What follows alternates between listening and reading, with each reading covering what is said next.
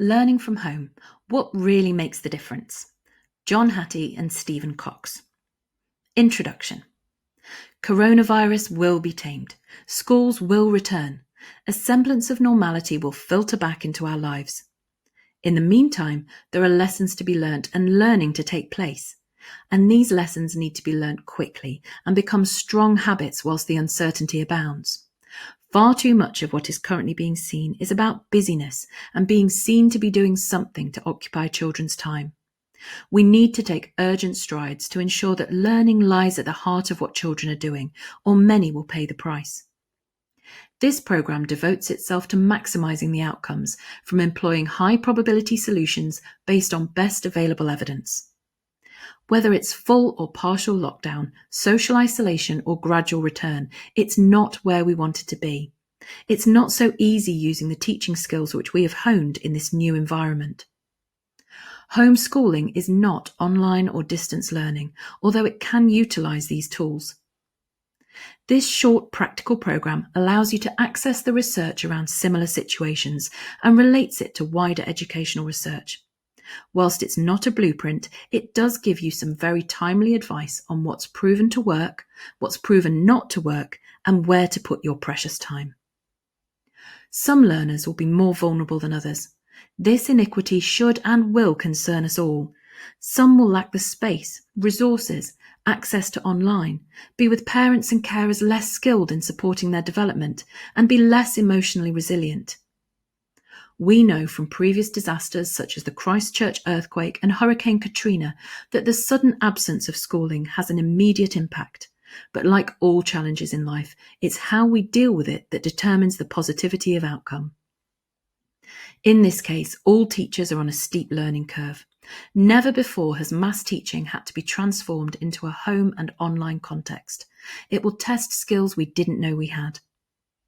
Some key points before we get into the detail. 1. Do not try to simply mirror the existing school day. The medium of home delivery is very different. Social interaction tools are different, and the feedback process potentially much more elevated. 2. Emotional reactions may be more acute.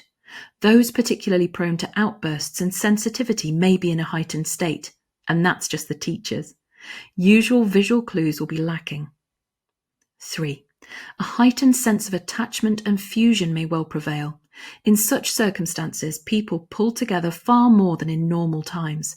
It may well strengthen resilience and work ethic. 4. Recovery tends to be fast. For some, there will be scars, but the basic human and indeed instinct of all life is for survival and thrive. Be ready for when we bloom again. 5. Schools and teachers have a vital role to play at this time. Whilst initial consideration may be how to occupy time, this should quickly evolve to how we support the current and next generations to be prepared for such challenges. This includes developing the social sensitivity, new knowledge, skills, and deep learning so we're able to transfer these crucial life lessons. 6. There is much promise in the social aspects of learning. We need to harness the social media tools and potential interactions they can provide for collective efficacy, social bonding, motivation, and learning.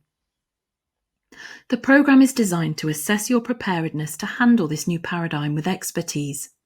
A number of questions will navigate you to the areas you may find most useful. No one area is more important than the others, but some do have much more potential. It's the sense you and your colleagues make of them. Browse in any order you choose. Practical activities and advice are included after each explanation.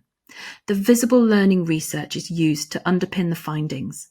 For those less familiar with this work, an overview is available at corwin.com/visible learning. The crucial message from John Hattie's work is that whilst most 96% of things work and have a positive effect, some work better than others. Expressed simply, 0.4 standard deviation is the hinge point or average. This represents 1 year's growth for 1 year's input. Anything well above this is deemed high probability of success. Those things below, not so good to focus on. As with anything, this comes with a huge caveat. It ain't what you do, it's the way that you do it. So always evaluate your practice to know if it's working. We are all different. 3 areas of focus underpin this program. Equity. For some learners, access to online, suitable resources and parental or carer support may be lacking. Including and reaching out to those children will be vital. The skills teachers have are going to be noticed. Few parents have the full range of teacher skills and they're going to struggle. These include pedagogical knowledge, content and subject knowledge, motivation skills, engagement, dealing with disruptions and awkward moments, overcoming boredom and managing distractions. Optimal rather than busyness. It's relatively easy to keep children occupied. It's much harder to keep children learning and developing as learners. Likewise for teachers, it's not about our planning and development of materials, it's how we diagnose specific needs at the right time, evaluate our practice and the progress of the children in our charge. The programme has been broken down into 5 modules. School time. This is how we replace what was the time between the bells with a structure more suited to the space we're using. Effects of home. This is about optimizing the place of the learners during normal school times and beyond. Parents' role. How to play to the strengths of the parents and work with them in this time and not just turn them into police of their children's learning and at the same time overburden relationships and turn children off learning. Homework. The practice and study undertaken by the children and how best to support this. Teacher skills. Outlining the vital skills that will be brought to the fore to support learning at this time. So take the test, start your learning, and remember, it's not the adversity we suffer that needs to be the focus, but what we can do to thrive through the struggle. And that ultimately is to focus on learning.